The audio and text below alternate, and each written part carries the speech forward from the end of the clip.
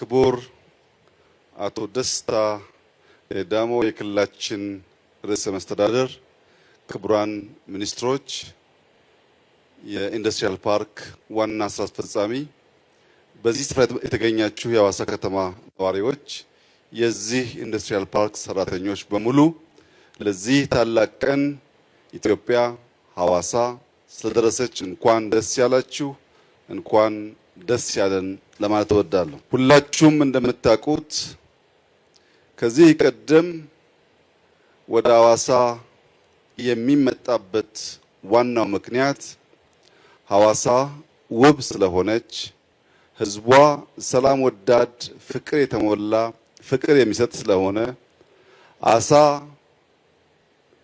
በቀላሉ ከሐዋሳ ሐይቅ ወጥቶ የሚበላበት፣ ቡርሰሜ የሚገኝበት፣ ቅቤ ያማረው መጥቶ ቡርሰሜ የሚቀምስበት፣ ጩከም የሚበላበት፣ ወክ ሲደረግ በጣም ነፋሻማ የሚያምር የአየር ጠባይ ስላለ በከባቢው ማህበረሰብ ልማድና ባህል ሁልጊዜም ወደ ሐዋሳ ሰው ደስታን፣ ሰላምን፣ ፍቅርን እና ቀደም የጠቀስኳቸውን የምግብ አይነቶች ለመቅመስ፣ ለመዝናናት፣ ለመደሰት ይመጣ ነበረ።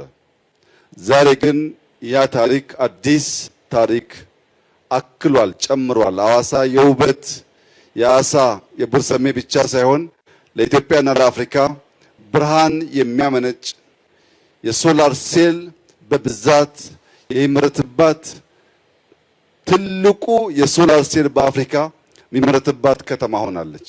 ለዚህም ሐዋሳዎች እንኳን ደስ ያላችሁ ለማለት እወዳለሁ።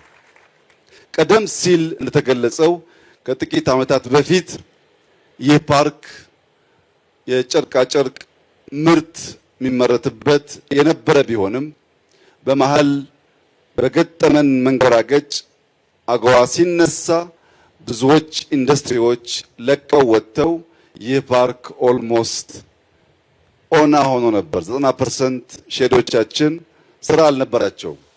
ይህ አካሄድ አያዋጣም፣ ትምህርት ይወሰድበት፣ ዳይቨርሲፋይ ማድረግ አለብን። በአንድ ሴክተር ላይ በአንድ ገበያ ላይ የተንተራሰ አፕሮች ለኢትዮጵያ የሚያዋጣ መንገድ አይደለም ብለን ትምህርት ከወሰደን በኋላ ምናልባት ዓመት ቢሆን ነው ወደ ቪየትናም ሄደን አንከር ኢንቨስተር በዚህ ሴክተር ተለቅ ያለ ገንዘብ ኢንቨስት አድርገው በቀላሉ ገበያ ማምጣት የሚችሉ ሰዎች ለማምጣት ግብዣ ያደረግ ነው።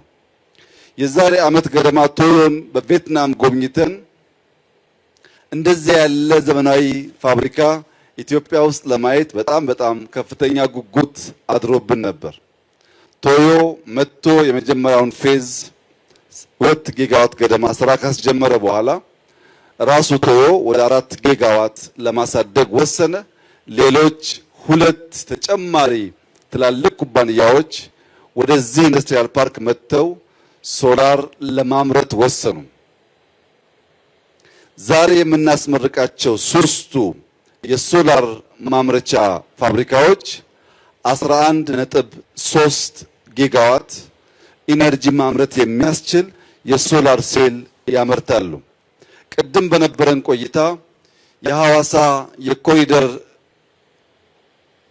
ስራ እያማረ ሐዋሳ ቦታ የጨመረ ስለሆነ ይሄ አይበቃንም፣ ተጨማሪ 4 ጊጋዋት በሁለት ፌዝ ለማምረት አዲስ ስራ እንጀምራለን ብለው ቃል በገቡት መሰረት ከጥቂት ወራት በኋላ ሐዋሳ ላይ የሚመረተው አጠቃላይ ቁጥር 15.3 ጊጋዋት ይሆናል። ይህ ቁጥር ምን ማለት ነው? 15.3 ጊጋዋት ማለት ህዳሴ በአፍሪካ ትልቁ ግድብ የሚያመርተውን 5 ጊጋዋት 3 እጥፍ የበለጠ ማለት ነው። በእርግጥ ከህዳሴ የምናገኘው ኢነርጂና እዚህ የምናመርተው ሶላር ሴል አንድና ያው አይደሉም። ሶላር ሴል ኢነርጂ ለማምረት ተጨማሪ የሚያስፈልጉት ግብአቶች አሉ። ቅድም በኦክሲጅን ናይትሮጅን ምርት እንዳየነው ለግብአት የሚውሉ ተጨማሪ አስፈላጊ ጉዳዮች ስላሉ እነዚያን ለይተን ባኳር ሊንኬጅ ላይ ሰርተን ባትሪ ሎካሊ ማምረት ከቻል ሊቲየም ስላለን የሶላር ፓኔል ማምረት ከቻል ሌሎች ግብዓት ከጨመር 100% ኢነርጂ ማምረት የሚችለውን አቅም በሀገራችን መፍጠር እንችላለን ማለት ነው። እዚህ ብቻ ሳይሆን በደብረ ብርሃን 3 ጊጋዋት በአዲስ አበባ 2 ጊጋዋት ኦሬዲ ስራ የጀመሩ ስላሉ በድምሩ በሚቀጥለው ዓመት ከ20.3 ጊጋዋት በላይ ኢነርጂ ማምረት የሚያስችል የሶላር ሴል ኢትዮጵያ ውስጥ ይመረታል። ይሄ በድምር ሲታይ የህዳሴን 4 እጥፍ ማለት ነው። ይህ የሆነው በአንድ ዓመት ውስጥ በሰራነው ስራ ነው። የዛሬ ዓመት ቪየትናም ስንሄድ ኢትዮጵያ ውስጥ የሶላር ሴል አይመረትም። የኛም ትኩረት የነበረው ጨርቃ ጨርቅ ማምረት ላይ ነበር። ጨርቃ ጨርቅ ስናመርት እናገኝ ከነበረው የውጭ ምንዛሪ ገቢ አንጻር በሚቀጥለው ዓመት እነዚህ 5 እዚህ ያሉት 4ና ደብረ ብርሃንና አዲስ አበባ ያሉት 2 ሲጨመሩ 6 ፋብሪካዎች በድምሩ ከ1 ቢሊዮን ዶላር በላይ የውጭ ምንዛሪ ገቢ ለኢትዮጵያ ያስገባሉ። ይህ ደግሞ ከቴክስታይል እናገኝ ከነበረው 4-5 እጥፍ ይበልጣል ማለት ነው።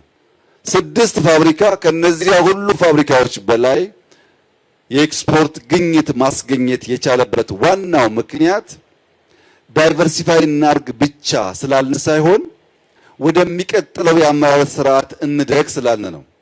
በቴክስታይል ሁላችሁም እንደምታውቁት ከኛ የሚፈለገው ንጹህ ኢነርጂ እና የሰው ኃይል ነበር።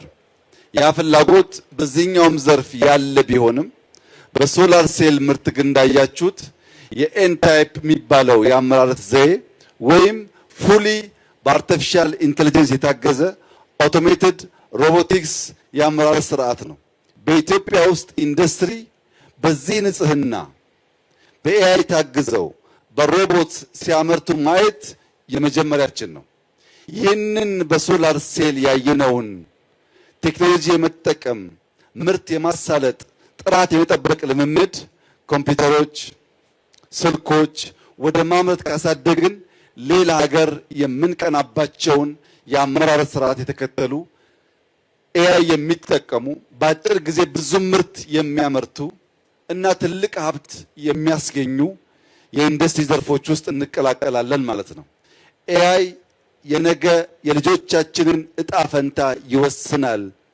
ኤአይ ላይ በክረን እንስራ ያልነው ከኢንዱስትሪ ከማኑፋክቸሪንግ አንጻር ቅድም እዚህ ባየናቸው 3 ፋብሪካዎች እንዳያችሁት ከሞላ ጎደል አብዛኛው ስራ የሚሰራው በሮቦት ነው።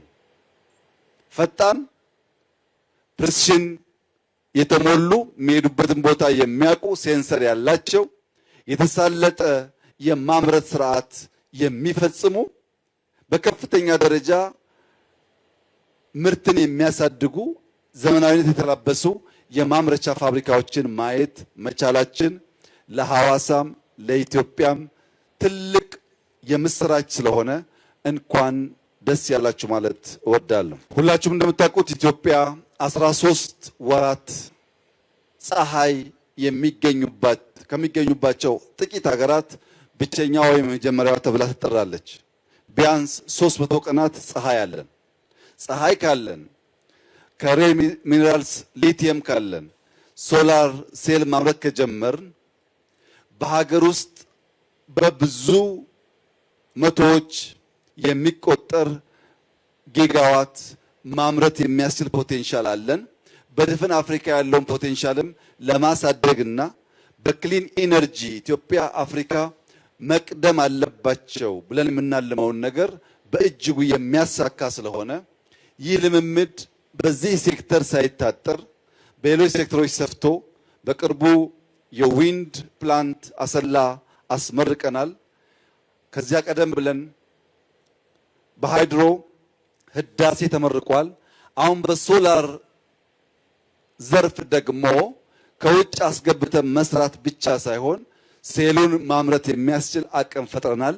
እነዚህም በማቀናጀት ክሊን ኢነርጂ በስፋት እያመረትን ከቀጠልን የኢትዮጵያ አምራችነት፣ የኢትዮጵያ የኢንዱስትሪያል ሽግግር፣ የኢትዮጵያ የውጭ ምንዛሬ ሀብት ግኝት ማሳደግ፣ ስራ አጥነትን መቅረፍ በእጅጉ የሚሻሻልና ለብልጽግናችን መሰረት የሚጥል ስለሆነ በኢንዱስትሪ ረገድ የመጣው አጠቃላይ ውጤት እጅግ ተስፋ ሰጪ፣ የተቋቋመውም የኢንዱስትሪያል ስትሪንግ ኮሚቴ የሰራቸው ስራዎችና የተገኙ ውጤቶች ተስፋ ሰጪ፣ በሚቀጥሉት ጥቂት ዓመታት ምናልባት ኢንዱስትሪ ለመጀመሪያ ጊዜ ግብርናን ተክቶ ከፍተኛውን የኢኮኖሚ ሼር የሚይዝበት እንደሚሆን አሁን ያሉ ምልክቶች ያሳያሉ። እስካሁን በነበረው የኢትዮጵያ ኢኮኖሚ አንደኛ ደረጃ የያዘው ሰርቪስ፣ ሁለተኛ የያዘው ግብርና ሲሆን በሶስተኛ ደረጃ ነው ኢንዱስትሪ የነበረው።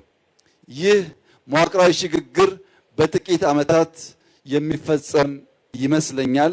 ያ በተሟላ መንገድ እንዲከናወን የስትሪንግ ኮሚቴው፣ የኢንዱስትሪ ሚኒስቴር እንዲሁም የኢንዱስትሪያል ፓርኮች ኮርፖሬሽን በቅንጅትና በትብብር የጀመራችሁትን ስራ አጠናክራችሁ እንድትቀጥሉ ከወዲሁ አደራ እያልኩ ሐዋሳ የብዙ ኢንቨስተሮች መሰባሰቢያ ቦታ ለመሆን የሚያስችሉ በርካታ መመዘኛዎች ታሟላለች።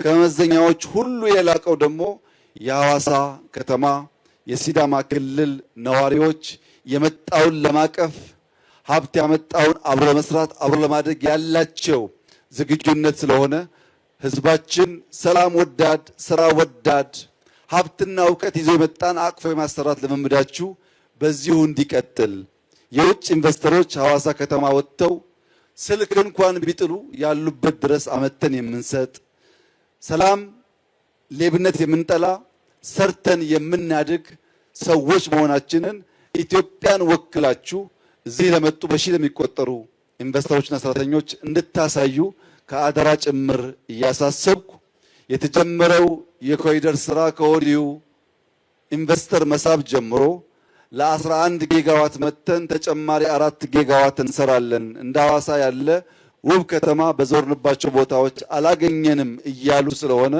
ይህ ጅምር ስራ እንዲጠናከር ሐዋሳን ከጫፍ ጫፍ እንዲነካ በይበልጥ ዛፍ እንድንተክል ግሪን እንድንሆን ንጹህ እንድንሆን እዚህ ያለው ፍቅር እንዲሰፋ እንዲስፋፋ ኢትዮጵያን እንዲወርስ እንድናደርግ እንድንበረታ እንድንሰራ አርቀን እንድንመለከት ያ የተመለከትነውን ደግሞ ለመያዝ አበክረን የምንሮጥ የምንዘረጋ እንድንሆን አደራላችሁ እወዳለሁ።